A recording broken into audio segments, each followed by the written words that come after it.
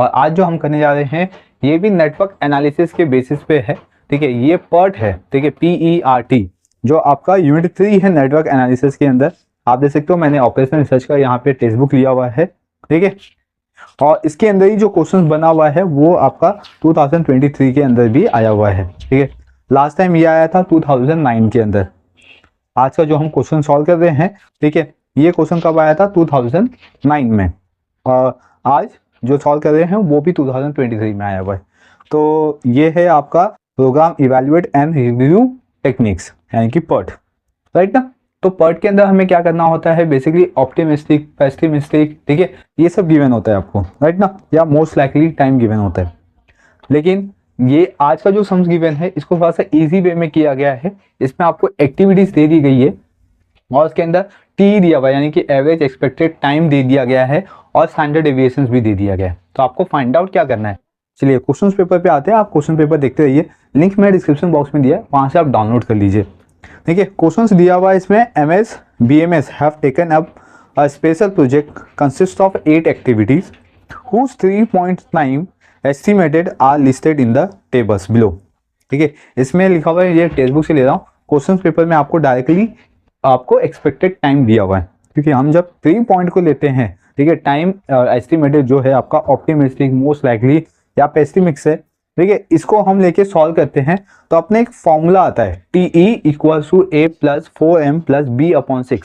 अगर आप question paper देख रहे हो तो उसके अंदर आपको ये फॉर्मूला लिख के दिया हुआ है, उसमें लिखा भी है यूज दिस फॉर्मूलास, या यूज करके आपको TE निकाल के दिया, क्योंकि एक्सपेक्टेड जो टाइम होता है वो हम इसी फॉर्मूला से निकालते हैं। ठीक है, फॉर्मूला आपके टेबल में, जो पेपर से उसमें लिखा हुआ है कि TE का फॉर्मूला क्या होता है, A plus 4M plus B upon 6। इस तरीके से आपके फॉर्मूलाज बनते हैं। ठीक है, इस फॉर्मूला से अपना क्या आता है, TE आता है, राइट।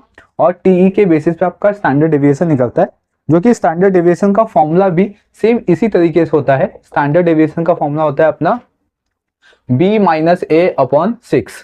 ठीक है, तो ये देख रहे हो सब अपॉन में क्या आ गया, 6 आ गया, तो B माइनस A। ठीक है, अभी इसमें B क्या होता है, जो बच्चे नेटवर्क एनालिसिस के सम सॉल्व करते हैं, ठीक है, या यूनिट 3 में सॉल्व करते हैं PERT को, तो उसको कैसे करना है, तो उसके लिए ये 2 फॉर्मूलाज है स्टैंडर्ड डेविएशन निकालने के लिए।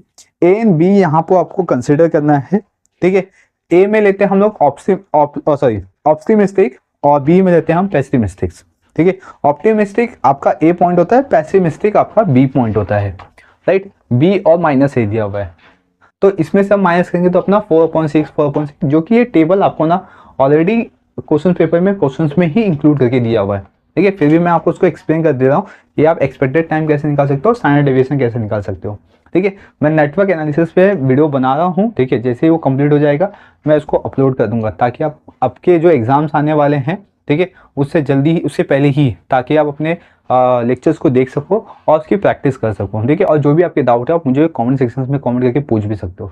तो मैं बहुत ही जल्दी इसको अपलोड कर दूंगा, ताकि आप अपने एग्जाम से पहले आप अपने आप को प्रिपेयर कर सको। ठीक है, नेक्स्ट इन क्लास, तो ये तो आपको गिवन है, लेकिन आपको एग्जैक्ट क्या करना है। फर्स्ट लिखा हुआ है कि draw the PERT network for the project and identify the critical path. ठीक है, सेकंड क्वेश्चन है कि आपको प्रिपेयर करना है chart to show the estimated time for the each activities and standard deviations, जो कि स्टैंडर्ड डेविएशन आपको गिवन है, and variations for the critical activities for all the activities. तो आपको स्टैंडर्ड डेविएशन गिवन है, इसके बेसिस पे क्या निकालना है, वेरिएशन निकालना है। ठीक है, वेरिएशन हम क्या कहते हैं, हमेशा स्टैंडर्ड डेविएशन के बेसिस पे भी निकालते हैं।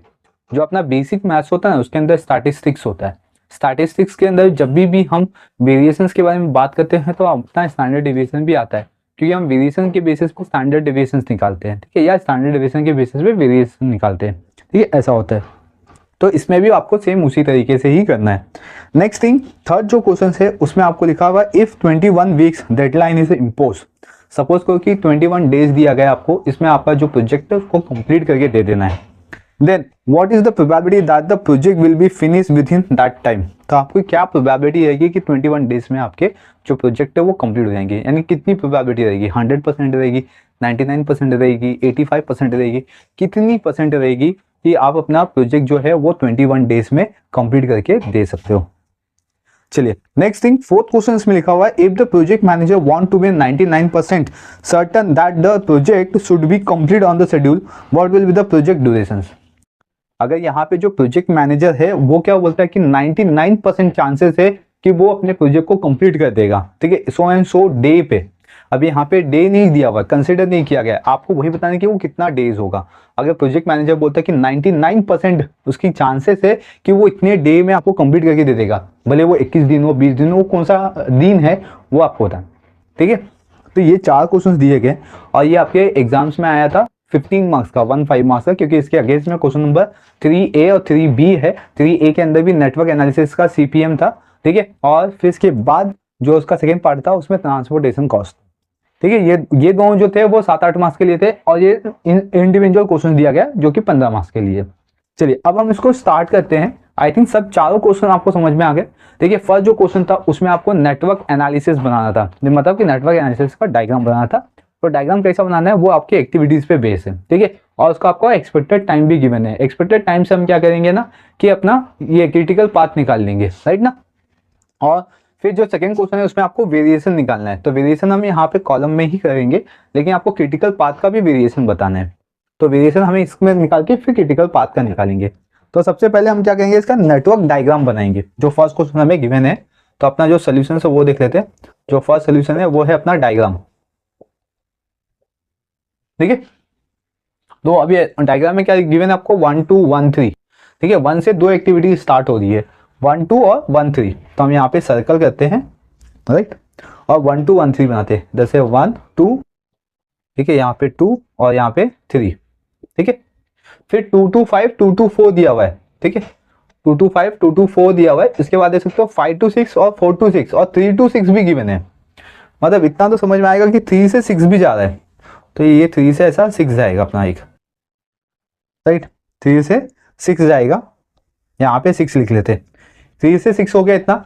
अभी 4 2 6 और 5 2 6 दिखते हैं हम लोग, राइट, लेकिन 2 से नहीं जाएगा, हाँ, लेकिन 2 से क्या जाएगा, 2 2 4 जाएगा, 2 2 5 भी जाएगा, इतना भी है।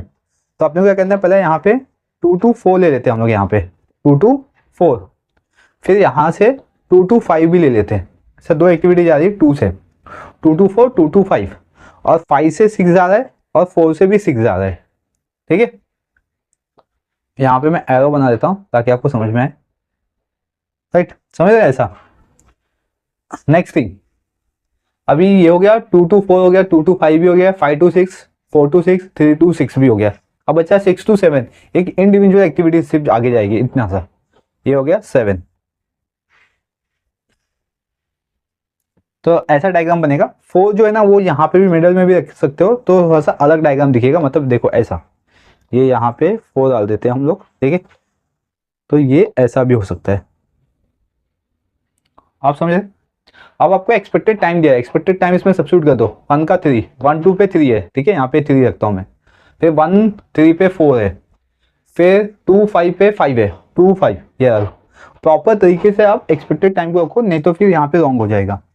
फिर 2 2 4 पे 6 है, इधर पे 6, फिर 4 2 6 पे 8, 4 2 6 पे 8, फिर 6 2 3 2 6 पे 9, इधर पे 9 बचा क्या अपना, 5 2 6 बच गया था 7, ठीक है, और लास्ट में 3। तो ये अपना डायग्राम आ गया।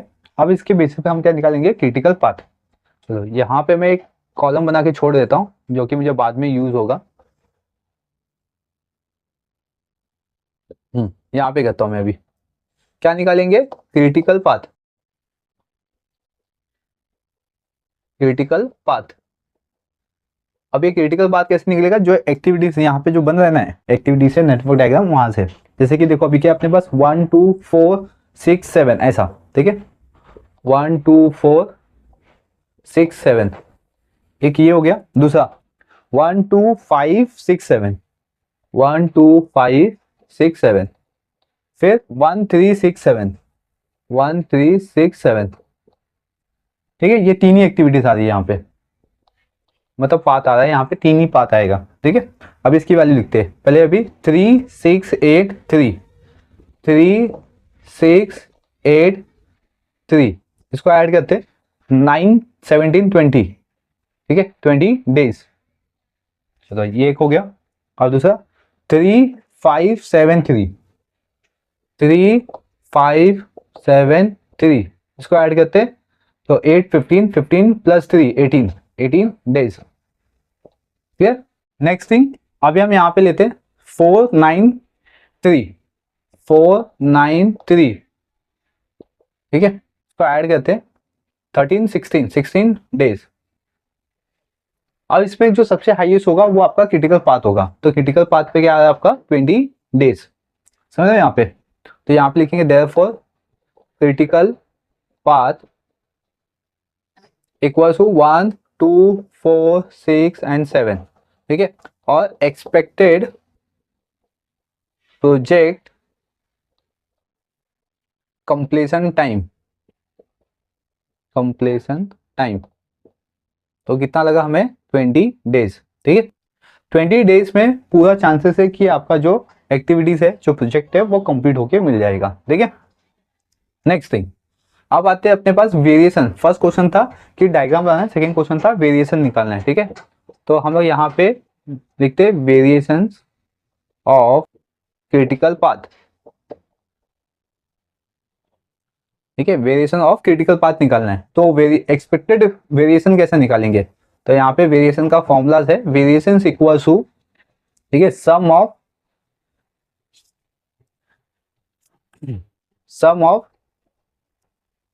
क्रिटिकल पाथ ऑफ वेरिएशन, ठीक है। हम लोग अभी यहाँ पे वेरिएशंस ऑफ क्रिटिकल पाथ निकालेंगे, तो किसका निकालेंगे हम, ओनली क्रिटिकल पाथ के वेरिएशंस का, तो उसका सम करेंगे, सम मतलब टोटल करेंगे, ठीक है। तो यहाँ पे देखना है, यहाँ पे अपने को एक कॉलम जो है उसमें अपने को वेरिएशन बनाना है, तो मैं यहाँ पे शॉर्ट में लिखता हूँ VAR, मतलब कि वेरिएशन निकालेंगे हम लोग यहाँ पे। तो वेरिएशन निकालते कैसा है, देखो यहाँ पे जो स्टैंडर्ड डेविएशन का फॉर्मूला दिया ना मैंने, ये फॉर्मूला यूज करके निकालेंगे, ठीक है। अभी वेरिएशन में क्या होता है ना, ये जो स्टैंडर्ड डेविएशन है इसका स्क्वायर होता है, तो यहाँ पे आएगा B माइनस ए, ठीक है, और इसका स्क्वायर B माइनस ए, उसका स्क्वायर होल स्क्वायर, हाँ, और अपॉन में यहाँ पे आएगा 36, क्योंकि 6 का भी स्क्वायर होता है, 6 का स्क्वायर कितना है 36, समझो यहाँ पे। तो अब क्या करना है आपको, ये जो स्टैंडर्ड डेविएशन है ना, ये सबका स्क्वायर कर देना है, बस इतने करना है। जैसे कि 4 का स्क्वायर कितना होता है 16 और 6 का 36 सबके नीचे आएगा अभी, हाँ। 4 का स्क्वायर 16 अपॉन 36, फिर 16 अपॉन 36, फिर 2 का स्क्वायर 4 अपॉन 36, ठीक है, 4 का फिर 16 upon 36, 16 upon 36, 16 upon 36 and 4 upon 36। समझ, यहाँ पे क्या किया, सिर्फ इसका स्क्वायर करते गए, तो हर एक का स्क्वायर किया तो अपना आंसर आ गया। अभी अपने को वेरिएशन किसका चाहिए, सिर्फ क्रिटिकल पाथ का चाहिए। तो अभी क्रिटिकल पाथ देख सकते हो यहाँ पे क्या है अपने पास 1 2, ठीक है, फिर 2 4, फिर 4 6, फिर 6 7। देखते हैं यहाँ पे, देख सकते हो यहाँ पे 1 2, ठीक है, 1 2 हो गया, 2 4, इसके बाद क्या आएगा 4 6, ठीक है, 4 6 एंड लास्ट में क्या आएगा 6 7, तो 6 7 यहाँ पे, ठीक है। 1 2 3 4, सिर्फ 4 है, हाँ, तो इसमें क्या है 16, ठीक है, यहाँ पे देखते हैं 16 36, देखो सब में कॉमन है, तो इसलिए हम लोग यहाँ पे वन टाइम ही लिखेंगे, एक ही बार 36 लिखेंगे, ठीक है, कॉमन डिनोमिनेटर इसको हम बोलते हैं। फिर इसमें प्लस करते, फिर इसमें कितना है 4, फिर प्लस, फिर कितना है इसमें 16, फिर प्लस, फिर इसमें कितना है 4, ठीक है, इतना आ गया। अब हम इसको ऐड करेंगे, 20 + 20 40, 40 अपॉन 36, इसको डिवाइड कर देंगे तो 1.11 आ जाएगा। समझे यहाँ पे, तो वेरिएशन कितना आ गया 1.11। ओके, यहाँ पे बस एक चीज रह गया था, इसको हाईलाइट करना रह गया था, क्योंकि क्रिटिकल पाथ आया तो इसको हाईलाइट करते हैं हम लोग, तो यहाँ पे मैं हाईलाइट कर देता हूँ, एक सेकेंड। ओके, तो यहाँ पे इसको हाईलाइट कर लेते, आप लोग प्रॉपर करना, ठीक है, ठीक है, ये हाईलाइट हो गया। तो ये आ गया आपका वेरिएशंस ऑफ क्रिटिकल पाथ आ गया है, ठीक है, 1.11। अब इसके बाद आते हैं हम लोग स्टैंडर्ड डेविएशन, इसका स्टैंडर्ड डेविएशन निकाल लेते हैं, कितना आएगा standard deviation of critical path equal to, formula होता है अंडर रूट ऑफ वेरिएशन, ठीक है, तो अंडर रूट में 1.11, ठीक है, क्योंकि वेरिएशन कितना है 1.11, तो 1.11 अंडर रूट में आएगा। आप कैल्सी यूज कर सकते हो, ठीक है, पहले 1.11 लिखो कैल्सी में और अंडर रूट का बटन प्रेस कर दो, तो आपको आंसर आएगा 1.05। क्लियर, तो ये आपको मिल चुका हुआ है। क्या मिल गया आपका, स्टैंडर्ड डेविएशन आ गया। ठीक है, एक सेकेंड, यहाँ पे जो क्वेश्चन था वो आपको डेज में था कि वीक में था, वो भी देखना पड़ेगा। यहाँ पे वीक में है तो यहाँ पे डेज नहीं आएगा, यहाँ पे आपका पूरा वीक्स आएगा क्लास। ठीक है, तो यहाँ पे मैं वीक्स लिख देता हूँ। ठीक है, वीक्स आ गया, तो यहाँ पे भी आएगा वीक्स, यहाँ पे भी आएगा वीक्स। ठीक है, तो ये आ गया आपका, दो क्वेश्चन हो गया। फर्स्ट हो गया आपका क्रिटिकल पाथ, सेकेंड हो गया आपका वेरिएशंस ऑफ क्रिटिकल पाथ। अब थर्ड क्वेश्चन में क्या गिवन है आपको कि आपको 21 वीक्स का डेडलाइन मिला हुआ है, तो आपको बताना है कि क्या प्रोबेबिलिटी हो सकती है कितने परसेंटेज की कि आप इतने दिन में अपनी एक्टिविटीज या प्रोजेक्ट को कंप्लीट करके दोगे। आपको प्रोबेबिलिटी की परसेंटेज बताना है। ठीक है, तो यहाँ पे लिखेंगे, थर्ड क्वेश्चन सॉल्व करने आ रहे हैं। Deadline of 21 weeks. ठीक है, हेडिंग दे दिया थर्ड वन का। देखिए अभी इसमें क्या करते हैं हम, डेडलाइन कैसे निकालते हैं, तो डेडलाइन यानी कि हम बताते हैं z। ठीक है, और 21 डेज क्या है आपका है? इसको हम बोलते हैं ड्यू डेट। क्या बोलते हैं? Due date. इतने में कंप्लीट हो जाना चाहिए, राइट। और यहाँ पे z लिखा हुआ है, z का मतलब क्या होगा यहाँ पे, डेडलाइन, इतने दिन में काम या इतने परसेंटेज में काम आपका हो जाएगा। ठीक है, प्रोबेबिलिटी परसेंटेज निकालने के लिए यूज करते हैं। तो इसका फॉर्मूला होता है ड्यू डेट, फिर से लेस करते हैं हम लोग एक्सपेक्टेड। ठीक है, मैं यहाँ पे पूरा नहीं लिख रहा हूँ, expected project completion time, project completion time, और उसको डिवाइड कर देंगे हम स्टैंडर्ड डेविएशन से। ठीक है, किसे डिवाइड करते हैं हम लोग? स्टैंडर्ड डेविएशन से। ठीक है, बच्चे लोग बोलेंगे सर यहाँ पे जो फॉर्मूलाज है और जो टेक्स्ट बुक में फॉर्मूला है वो थोड़ा सा अलग है। फॉर्मूला क्या है इसमें? अंडर रूट ऑफ वेरिएशन है। देखो अंडर रूट ऑफ वेरिएशन को हम क्या बोलते हैं यहाँ पे? Under root of variation.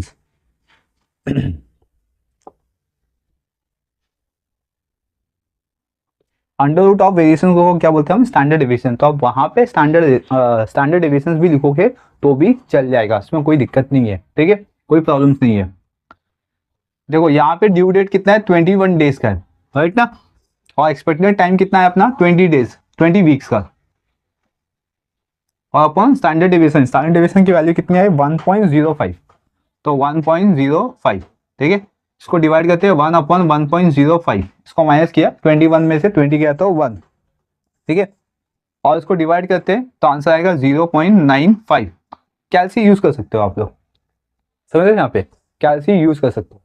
Next thing, यहाँ पे ये आ गया। अब आपका ना z की वैल्यू निकालनी है। ठीक है, प्रोबेबिलिटी निकालनी है तो मतलब आपको z की वैल्यू निकालनी होगी। और वो कैसे निकालते हैं हम लोग? Area under the normal distribution curve. हमें यहाँ पे क्या कहते हैं? नॉर्मल डिस्ट्रीब्यूशन कर्व बनाते हैं। ठीक है, मैं यहाँ पे छोटा सा बना रहा हूँ समझाने के लिए, देख सकते हो यहाँ पे ऐसा। तो ये कहाँ पे जाएगा? 0.95 कहाँ पे आएगा वो देखना है आपको। 0.95 देखो ये क्या होता है ना, ये हाफ हो गया है, मतलब ये 50% हो गया। इस साइड आया तो 25% होता है, 25%। यहाँ पे आया तो 75% होता है। अभी कितना है अपना? 0.95, मतलब 95% है। मतलब यहाँ पे जाके आपकी एक्टिविटीज पूरा चांसेस से कंप्लीट हो जाएगी। ठीक है, इतना है। लेकिन फिर भी आपको z की एग्जैक्ट वैल्यू बताने की कितनी होगी, क्योंकि 0.95 ये आपका एग्जैक्ट वैल्यू नहीं है। ये कहाँ से मिलेगा आपको? नॉर्मल और डिस्ट्रीब्यूशन कर्व के टेबल से मिलेगा। ठीक है, जो आपको चार्ट दिया जाता है ना पीछे, ऐसा वाला चार्ट देख रहे हो सब लोग? तो ये वाला जो चार्ट है ना, इससे हम क्या करेंगे ना, 0.95 को फाइंड आउट करेंगे। तो नॉर्मल डिस्ट्रीब्यूशन कर्व में से वैल्यू कैसे निकालना है ये आप देख सकते हो, स्क्रीन पे मैं दिखा देता हूँ। तो यहाँ पे आपको पहला क्या करना है? 0.9 लेना है। ठीक है, 0.9 जो z का वर्टिकल कॉलम है वहां पे, ठीक है, जैसे आप यहाँ पे देख रहे हो। तो 0.9 सबको दिख गया। फिर अपने को 5 पे जाना है। ठीक है, हॉरिजॉन्टल कॉलम में, तो आपको एकदम टॉप पे दिखेगा 5, राइट। और 0.9 और 5 में देखना है कि कहाँ पे नंबर्स आएगा। 0.3289 आ रहा है। ठीक है, दोनों का जो इंटरसेक्ट पॉइंट है वो क्या है आपका 0.3289। चलिए तो आते हैं यहाँ पे, इसको लिखते हैं अभी। तो अपने को क्या मिल गया, प्रोबेबिलिटी मिल गई है, ठीक है। तो यहाँ पे देखते 0.3289 ये मिलेगा। अब हम यहाँ पे प्रोबेबिलिटी ऑफ 21 वीक्स निकालते, ठीक है। अब ये फाइनल आंसर निकालेंगे। तो इसमें आपका क्या होगा, ये 0.3289 प्लस 0.5, क्योंकि ये 50% होता है ना यहाँ पे 0.5, देख रहे हो यहाँ पे। तो उसको यहाँ पे ऐड कर देना, हमेशा ऐसे ही करना है। इसको ऐड करेंगे तो 0.3 प्लस 58 होगा, फिर यहाँ पे 289, ठीक है। तो इसका एग्जैक्ट एक्सपेक्टेड टाइम कितना आएगा, 83% आएगा, ठीक है। अगर हम इसको करने जाएंगे तो कितना आएगा, 83% आएगा। बस अपने को इतना ही करना है, इसका परसेंटेज नहीं लिखना है, आपको सिर्फ प्रोबेबिलिटी बतानी थी इसमें। तो यहाँ पे स्टेटमेंट देंगे therefore the probability of that the project will be finished in 21 weeks is 0.8289, ठीक है। बस इतना लिखना है। ये हो गया क्वेश्चन नंबर 3 कंप्लीट। अब क्वेश्चन नंबर 4 देखते हैं। क्वेश्चन नंबर 4 में आपको क्या निकालना है, परसेंटेज दिया हुआ है, क्या दिया हुआ है आपको, 99%। अब आपको क्या करना है, बताना है कि कितना दिन लगेगा, यानी कि आपको ड्यू डेट नहीं गिवन है, ड्यू डेट आपको अभी इस क्वेश्चन के अंदर फाइंड आउट करना है, राइट। तो यहां पे लिखते हैं हम लोग, हेडिंग देखते हैं, प्रोजेक्ट ड्यूरेशन फॉर 99% प्रोबेबिलिटी, ठीक है। 99% का प्रोबेबिलिटी आपको अभी गिवन है। तो दैट इज मीन देखो यहाँ पे z इक्वल्स टू 99% गिवन है। तो दैट इज मीन इसको सॉल्व करेंगे, मतलब 100 से इसको डिवाइड कर दो तो 0.99 आ जाएगा। सेम फॉर्मूला यहाँ पे भी यूज करेंगे, मैं यहाँ पे फॉर्मूला रिपीट नहीं कर रहा हूँ, ठीक है। सेम फॉर्मूला यहाँ पे भी यूज करेंगे। फॉर्मूला में z है, ठीक है। तो ये फॉर्मूला से तो z की वैल्यू कितनी है अपने पास, 0.99 है, इक्वल, सॉरी 0.99 भी नहीं होगी ना, क्योंकि अपने को ये वैल्यू निकालनी है ना पूरा एग्जैक्ट। एक सेकेंड, यहाँ पे हम वैल्यू पहले फाइंड आउट करेंगे। तो वो कैसे करेंगे, यहाँ पे हम लिखते हैं, क्योंकि ये ना प्रोबेबिलिटी है, ये z भी नहीं है एग्जैक्ट, ये क्या प्रोबेबिलिटी है, यहाँ पे इसको p लिखते हैं, प्रोबेबिलिटी के लिए p। अभी हम यहाँ पे ऐसा अपोजिट जाएंगे, ऐसा अपोजिट नीचे से ऊपर जाएंगे। अभी p गिवन है अपने को, मतलब p गिवन है, देखिए ये z नहीं था, देखिए ये p गिवन है। अभी हम ऊपर से नीचे जब आते हैं, देखिए ऊपर से ऐसा नीचे आते हैं ना, तो हम प्लस करते हैं यहाँ पे। अब नीचे से ऊपर जाएंगे तो माइनस करेंगे, या देखिए हाँ, ठीक है। जब अप टू डाउन जाएंगे तो प्लस करेंगे, और डाउन टू अप जाएंगे तो माइनस करेंगे।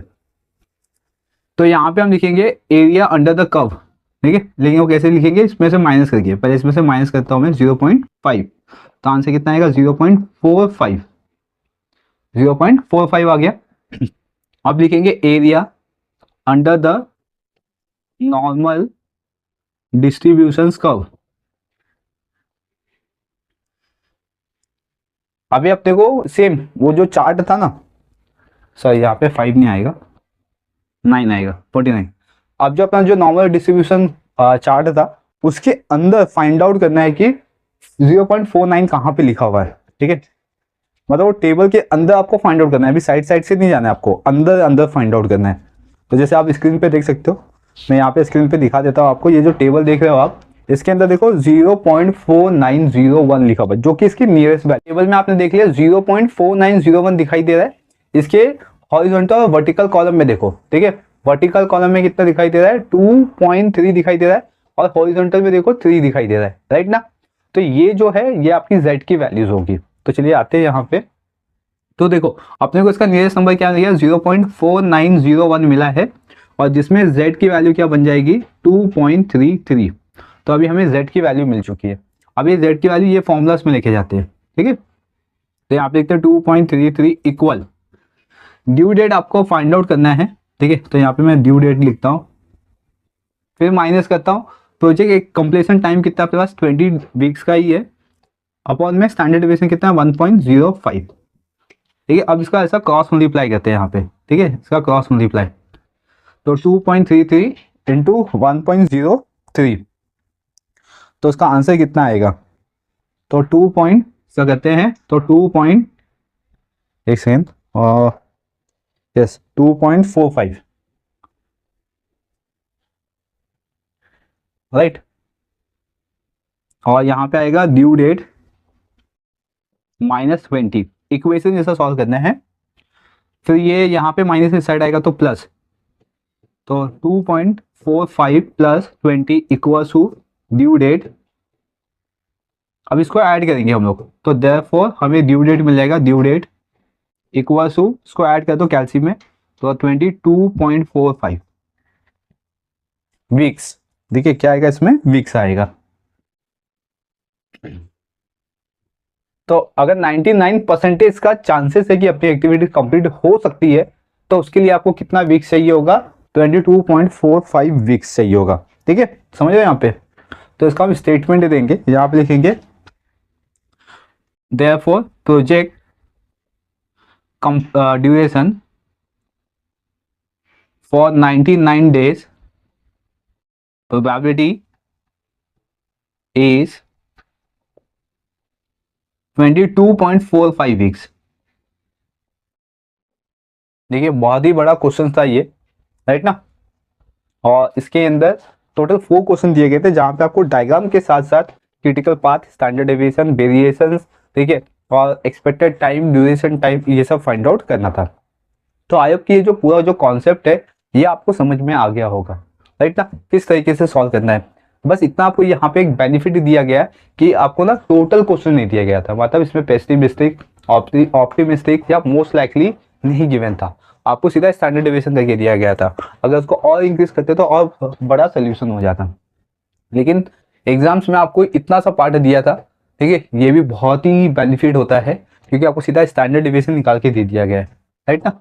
इसके बाद आपको वेरिएशन निकालना था और उसके बाद आपको डायग्राम बना के पूरा सॉल्व करना है। हमने क्या किया था, पहली बार क्रिटिकल पाथ से, सॉरी एक्टिविटी से हमने डायग्राम बनाया, डायग्राम से हमने क्रिटिकल पाथ निकाल लिया और उसी क्रिटिकल पाथ का हमने वेरिएशन निकाल लिया, ठीक है। वेरिएशन कैसे निकालते हैं, स्टैंडर्ड डेविएशन का स्क्वायर करके। तो हमें यहाँ पे वेरिएशन मिल गया, वेरिएशन के बेस पे हमने standard deviation of critical path निकाल लिया। क्यों क्रिटिकल पाथ का स्टैंडर्ड डेविएशन निकाला हमने, क्योंकि जब हम डेडलाइन या प्रोजेक्ट ड्यूरेशन प्रोबेबिलिटी निकालेंगे तो उसके फॉर्मूलाज में आपको स्टैंडर्ड डेविएशन चाहिए, ठीक है, ऑफ क्रिटिकल पाथ का। ये फॉर्मूला याद रखिए, नॉर्मल डिस्ट्रीब्यूशन कर्व बनाओगे तो भी चलेगा, नहीं बनाओगे तो भी चलेगा, ठीक है। तो मेरे अकॉर्डिंग आप बना लो, वही बेटर होगा, क्योंकि एक साइड पे बनाना है, कुछ ज़्यादा बड़ा नहीं बनाना है, छोटे ही बनाना है इसको, ठीक है। और उसको ऐसा हाईलाइट भी कर दोगे तो भी चल जाएगा, क्लियर, समझ रहे यहाँ पे। तो सेम उसी तरीके से देखिए यहाँ पे भी हमने किया, क्योंकि बच्चों को देखा है कि ये पार्ट इजी लगता है, ये थोड़ा सा कंफ्यूज हो जाते हैं। इसमें आपको 99 जो परसेंटेज दिया है वो प्रोबेबिलिटी था, ठीक है, ये प्रोबेबिलिटी था। इस प्रोबेबिलिटी में आपको क्या करना है, 0.5 माइनस कर देना है, तो 0.49 आएगा। 0.49 आपको टेबल के अंदर फाइंड आउट करना है, जो नॉर्मल डिस्ट्रीब्यूशन टेबल से, वहां से फाइंड आउट कर लोगे तो आपको area under the normal distribution curve मिल जाएगा, जो कि इसके नियरेस्ट होना चाहिए। तो इसकी नियरेस्ट क्या था, 0.4901 था और इसकी वैल्यू थी 2.33, और सेम फॉर्मूला यूज करके इसमें वैल्यू सब्स्टिट्यूट करके इसको इक्वेशन वाइज सॉल्व कर देना है, बस आपको आंसर आ जाएगा। तो आई होप कि ये पूरा का पूरा सम आपको समझ में आ गया, जो कि 15 मार्क्स के लिए आपके एग्जाम्स में इसको दिया गया था, ठीक है। ओके, तो ये वीडियो में बस इतना ही है। अब हम मिलेंगे नेक्स्ट वीडियो में नेक्स्ट क्वेश्चन को लेके, यानी कि paper solution TYBMS SAM 6 operational research के सॉल्यूशंस पे। बने रहिए चैनल पे, चैनल को सब्सक्राइब कर लीजिए, बेल आइकन प्रेस कर लीजिए, ताकि आपको इसी तरीके के अपडेट मिलते रहेंगे। Thank you for watching.